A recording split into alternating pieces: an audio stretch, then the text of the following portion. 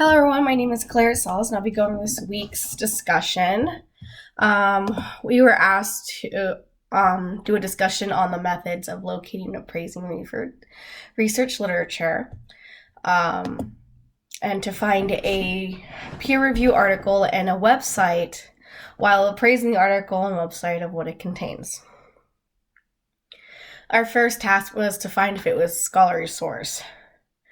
When I searched on Google, I found scholarly sources for nursing review articles.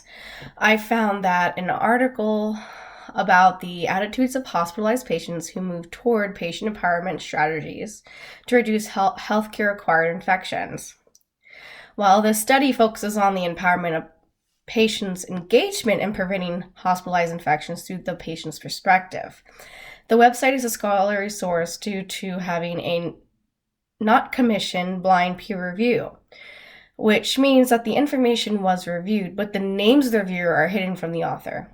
And this article was peer reviewed in used in other articles in the science journal literature of the United States National Institutes of Health National Library of Medicine. The next question asks, what are the results and are they valid? The information is found from a journal of infection prevention that uses a study design, having patient recipients gathering data through the collection while having interviews that were transcribed and analyzed thoroughly. The results consisted of 15 independent interviews where there were 8 men and 7 women who completed a diploma or received a diploma. Only 8 of them had previously were admitted to the hospital. 3 of the 8 of them had healthcare-acquired infections.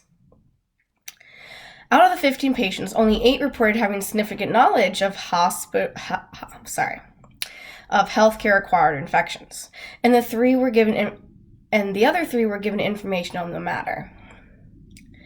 The results consisted of addressing the knowledge base and social issue concerns patients have with the healthcare staff, such as they had different types of degrees in knowledge and concerns, low levels of information being provided.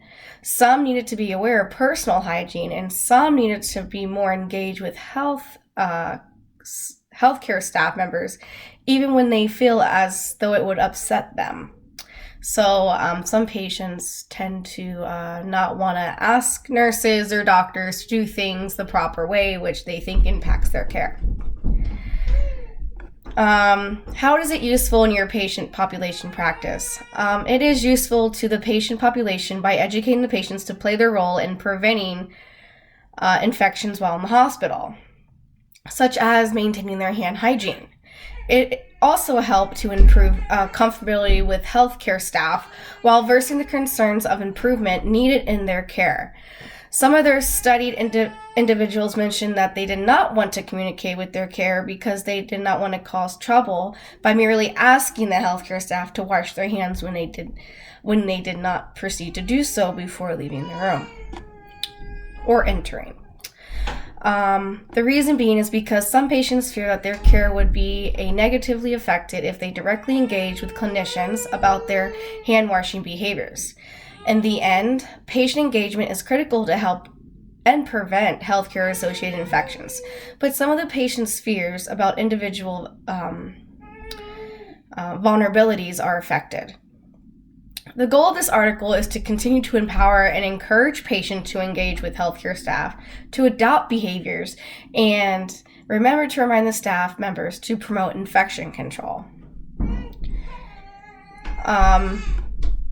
Is the website credible? How can I tell? This website has a good reputation due to being referenced in other infection control measures and 4 other peer-reviewed research journals.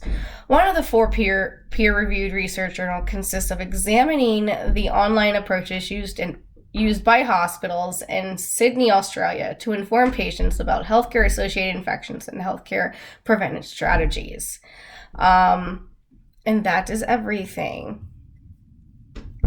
Thank you so much.